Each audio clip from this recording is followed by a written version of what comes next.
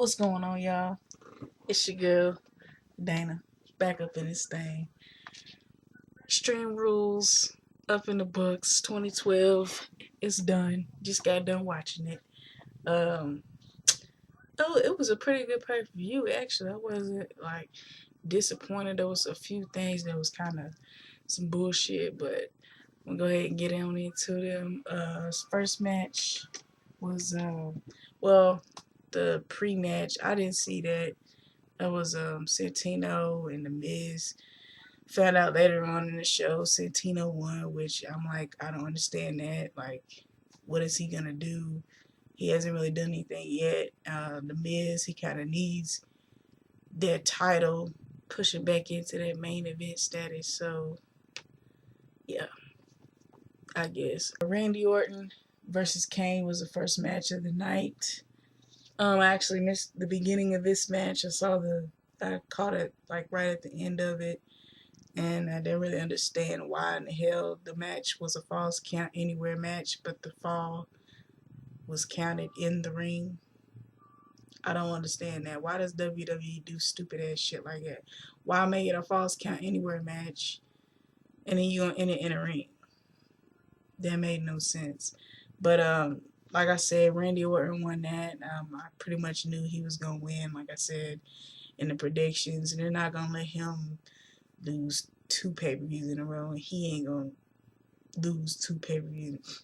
Yeah, right. No, that ain't about to happen.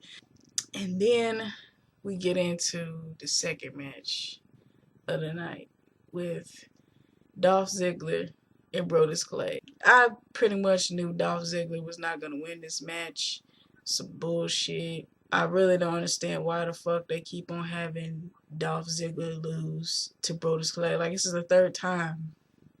The first one was with Santino and Brodus Clay against Swagger and Ziggler. And then the second time, I believe it was just Brodus Clay and Ziggler. I think that was this past Monday on Raw. And then tonight, he loses again. But I got to give Chicago fans credit, though. They was chanting Ziggler's name. They was getting hyped. I love that shit. I was like, yeah. And that bump he took on out the headbutt Brodus Clay gave him again. The shit. Brodus Clay wins with the splash, though. I guess that's kind of a whack move. I mean, he is a big guy, but it's kind of whack. Just saying. Big Show versus Cody Rhodes. This was the 3rd match of the night. The first 3 matches were actually all pretty fast. The first 3 matches were in the first hour. So it was decided with the spin of the wheel that the match between Cody Rhodes and Big Show was going to be a table match. That automatically put me in the mode of Cody Rhodes is going to win. Cody Rhodes won. It wasn't really a decent match, I guess. Cody Rhodes, that kick off the table when Big Slow pushed him into the Irish, whipped him into the table, and then he got that kick. I thought that was pretty tight. Cody Rhodes retains the title, or gets the title back from Big Slow. I think that was the right move. Big Slow, he lost, though, by getting drop kicked off of the apron, and there was a table on the outside of the apron, and he just kind of fell through it, like, leg first. So he gets mad, chokeslams Cody Rhodes to the table inside the ring, and then proceeds to throw him outside of the ring. So yeah, Cody Rhodes was a little messed up after that. But after the match, you get a little Cody Rhodes chants. You know, everybody gotta love that Chicago crowd, cause yeah, they was hyped tonight. That was awesome. It was an awesome show. Daniel Bryan versus Sheamus. This was another awesome match. The match was awesome. The crowd was into it. Yes chance. Before the match, Daniel Bryan tried to get a little heat. Daniel Bryan was talking about the crowd or whatever before the match. And after that, the crowd was chanting a little bit nose. But once he came out there, for the most part, it was yeses, back and forth. Daniel Bryan got the yes lock in, and, and Sheamus faded. He passed out or whatever.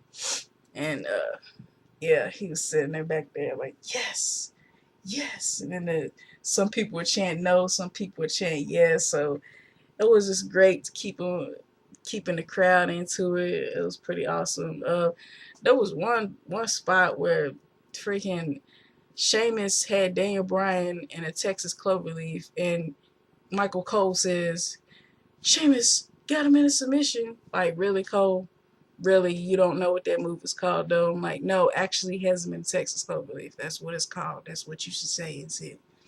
Sheamus got the first fall. Daniel Bryan got the second fall. And then Sheamus comes back with the third fall. Sheamus, of course, knew Sheamus was going to get the victory on that one. But it is what it is. But it was a good match. I really enjoyed it.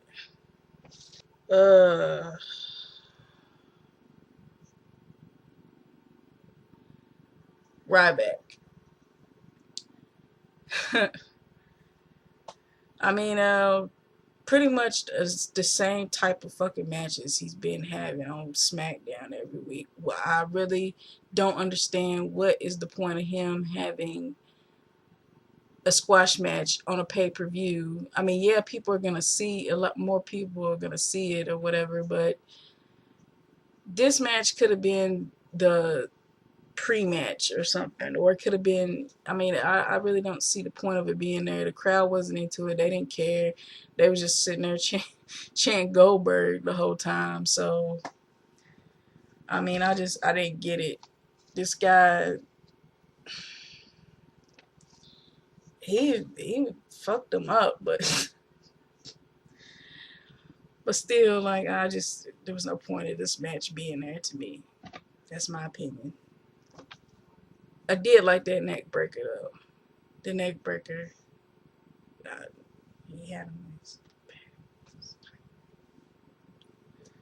CM Punk, Chris Jericho, CM Punk, CM Punk. CM Punk got the victory. Another terrific, great, outstanding, entertaining match. Just the crowd was into it. The whole thing with his family being there. Of course, CM Punk. They were over by the barricade where his sister was, and his sister got the slap on Jericho, and Jericho tries to go after her.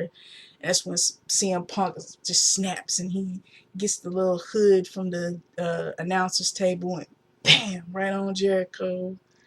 I feel like he should have been like, he should like kept going after it after that. Like, it seemed like he wasn't as aggressive as he should have been. I guess maybe that's just my opinion.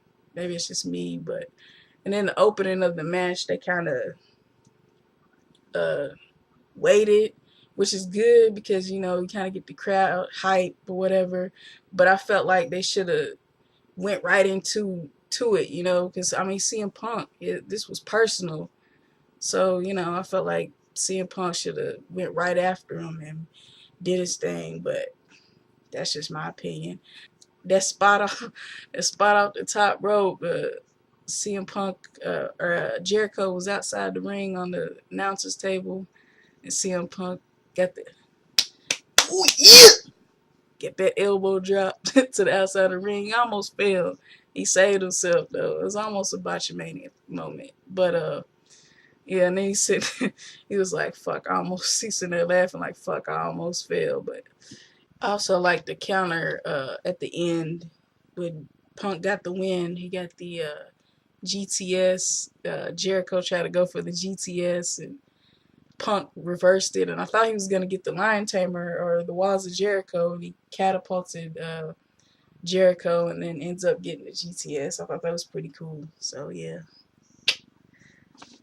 Match was awesome. CM Punk wins it. And like I said, in a crowd amongst his peoples with the WWE title. Yeah, CM Punk. Awesome match, though, with Jericho.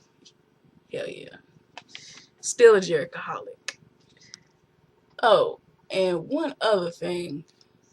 Why in the hell in a street fight does the pin have to be in the ring? It's a street fight. Like, I mean, I know this is the PG era of WWE, and they're not really going to be in the street.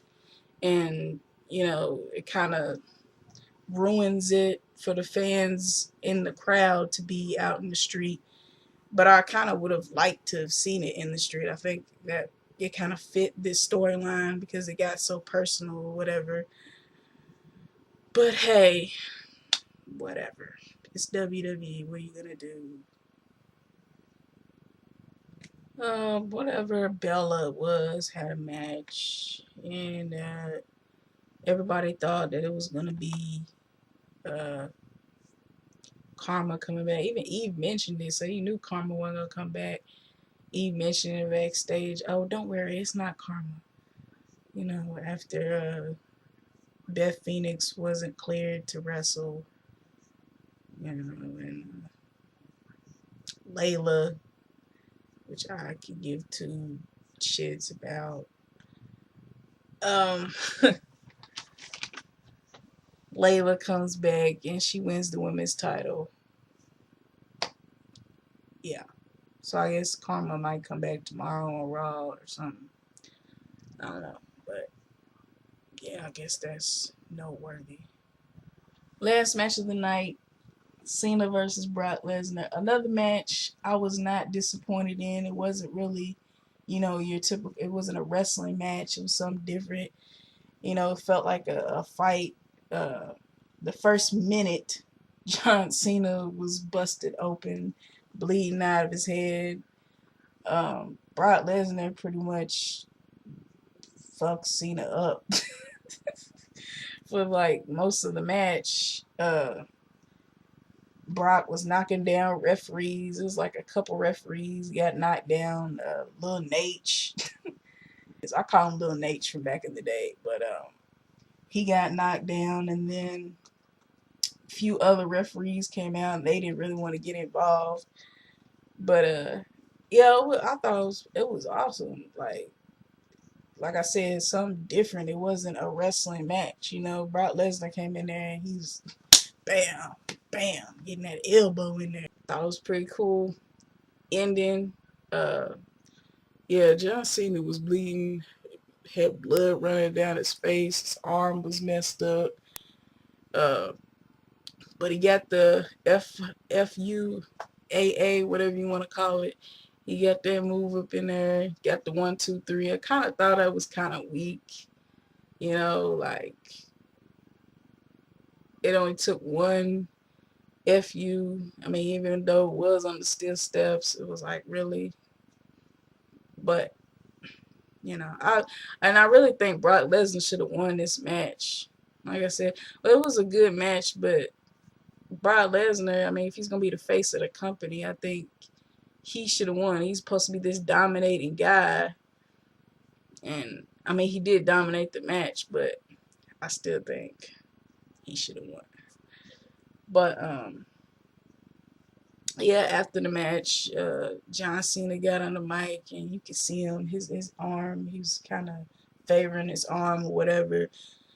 He said he couldn't move it or whatever, and he was saying, you know, I know this is CM Punk's country, but if I can't come back, I appreciate all of you, and I might be going home anyway, and all this other stuff. So yeah, it was pretty cool. You know, I like John Cena. I still wanted him to get his butt whooped in the match though, which I mean he did, but I wanted him to lose just because I think my scenario would have been cool. But yeah, Extreme Rules. It was a good pay-per-view. I'm sure there's gonna be a lot of people shitting on it, which a lot of the matches, yeah, there's some places, some spots in there that people should shit on, but I would give this pay-per-view like maybe a B. It was pretty good. It was entertaining. I'm not mad that I spent my $45 on it. The 3 matches that I wanted to see that I thought was going to be good was great. So, yeah. And Triple H is, I guess, going to be on Raw tomorrow. John Laurinaitis and him just discussing business. So, but yeah, I'm about to get up out of here. Got my beer in hand, about to finish drinking that. Bow. Yup. I actually had it because, I didn't know how the pay-per-view was going to be. I thought it could have been shitty, I needed something to get through it. So, anyways, I'm out, peoples. Next video, I don't know when.